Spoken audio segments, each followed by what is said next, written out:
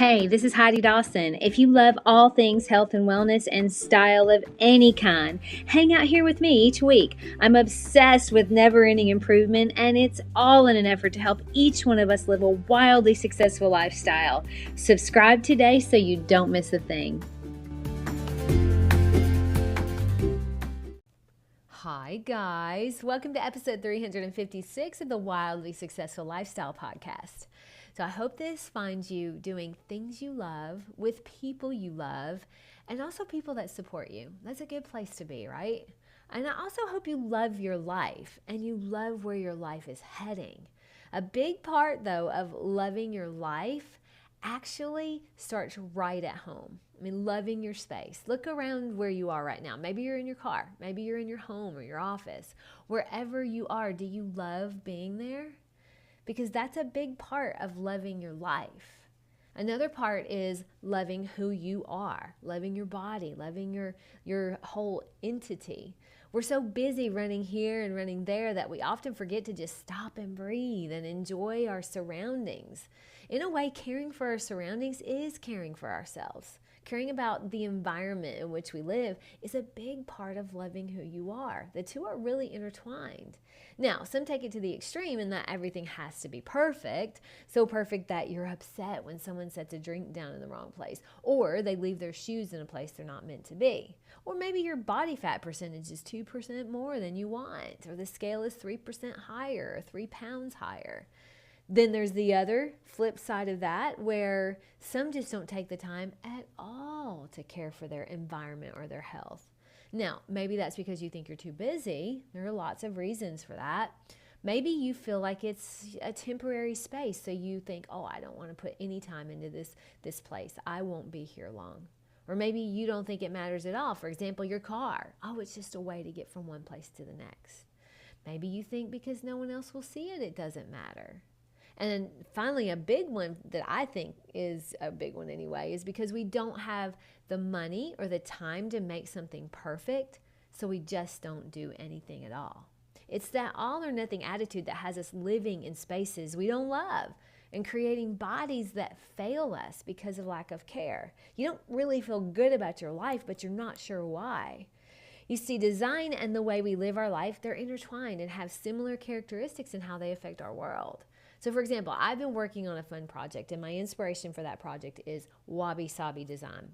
And wabi-sabi is a very earthy, natural design style that is not stuffy or perfect. In fact, it embraces the imperfection. So it embraces things like adding unfinished art sketches to your space or imperfect baskets.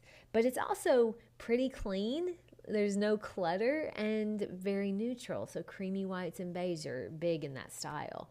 Now, the idea behind wabi-sabi, it's a Japanese style, is that imperfection is an important part of life, and it's something that we should all embrace. I'm so drawn to that style because it's natural. It mimics nature in that it's imperfect in a very perfect way, just like you and me.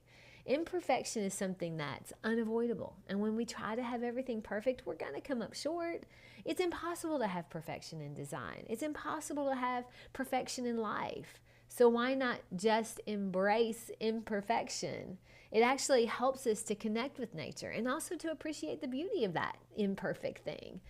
If everything were perfect in our life, we would be bored silly. Now, have you ever been into a house or a space where everything's so perfect you're afraid to sit down? I mean, it feels stuffy and stifled, unnatural in a way. I mean, we don't feel comfortable in those spaces because that's not reality. It feels like we're having to try too hard, like it's asking us to be something we're not, asking us to be perfect, and we just aren't. This last year, my hair has been getting so curly underneath, and it's starting to get really hard for me to fix, to tame. Let me just put it that way. It's kind of wild. So I was frustrated the other day, and I was showing it to Eric. I was like, look at this. And he said, I think it looks beautiful. It gives you a natural, almost like you've been hanging at the beach look, which he said he loved. I've found that the more I try to tame my curls, the more coiffed I feel, which is just another word for fixed. Now, if you know me, I do not like that at all. I love natural. If it's natural, I probably love it. So here I am fighting what's natural with my own hair.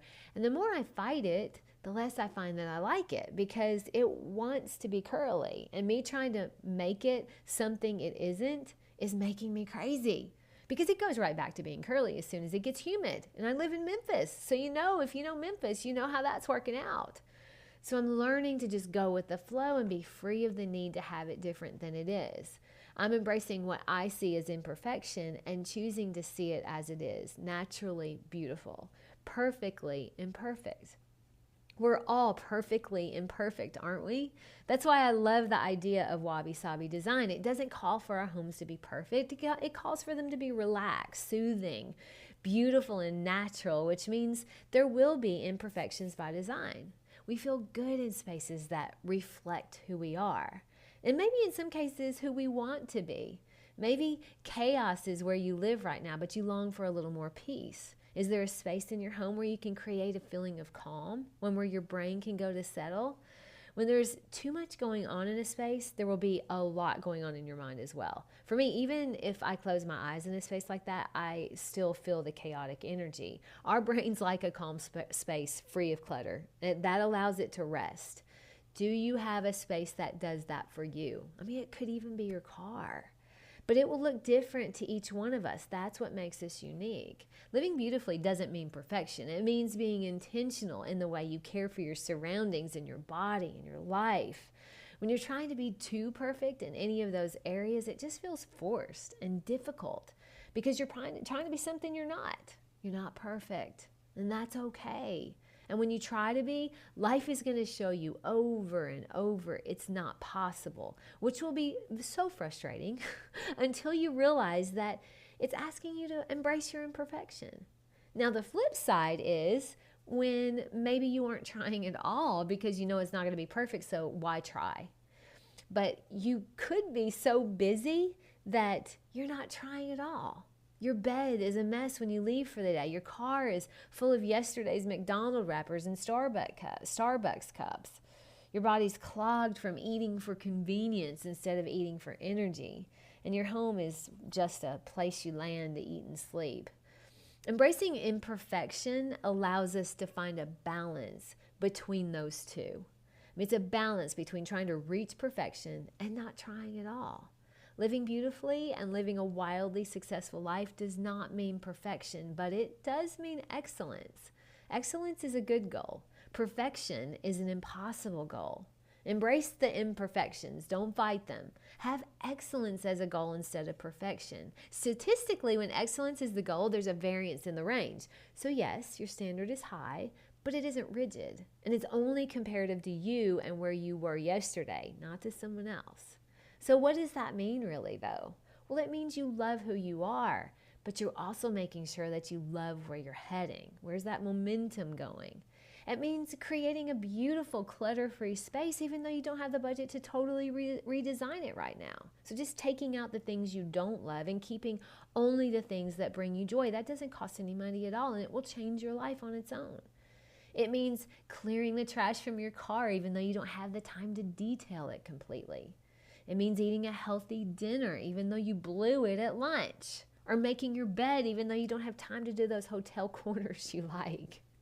When you reach for perfection, you're gonna fail. And you're gonna tire yourself out trying. But when you don't try at all because perfection isn't possible, you're gonna fail there too. My challenge to you today is to find the balance between the two. Share this with 3 perfectly imperfect people. I love you guys. I'll talk to you in a few days. Don't forget to subscribe and share with your friends, because we're just going to keep going bigger and better places together, and I love that about us. Talk to you in a few days.